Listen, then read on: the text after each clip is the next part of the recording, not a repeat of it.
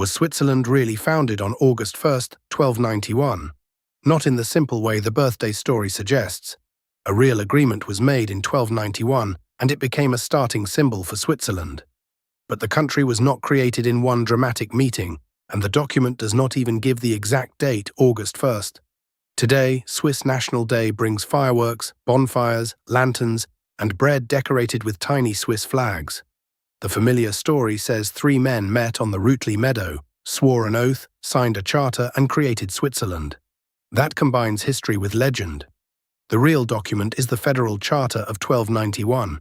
It was made by the valley communities of Uri, Schwyz, and Nidwalden.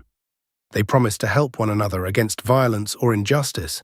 They also set rules for disputes and rejected judges who had bought their position or were not accepted locally.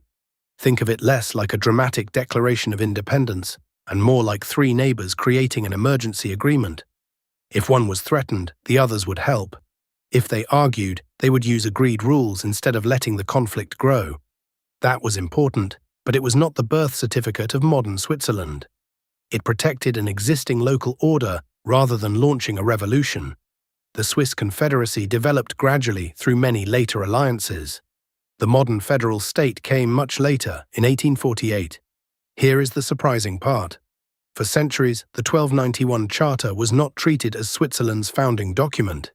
It received little attention and was rediscovered in the Schwyz archives in 1758. Other origin stories, especially the legend of William Tell, were far more memorable. So why August 1st? In 1891, Switzerland marked 600 years since 1291, while Bern was also celebrating its 700th anniversary. The young federal state wanted a shared national story after the divisions of the 19th century. The old charter offered a useful symbol of cooperation, but the charter says only that it was completed at the beginning of August 1291. It gives no exact day.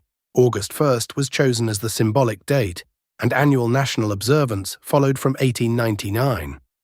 So, was Switzerland really founded on August 1st, 1291? The charter is real, and 1291 matters. But August 1st is a later symbolic birthday for a country that formed over centuries. It is not a precise birth certificate. It is more like one early page that Switzerland later chose as the beginning of its national story.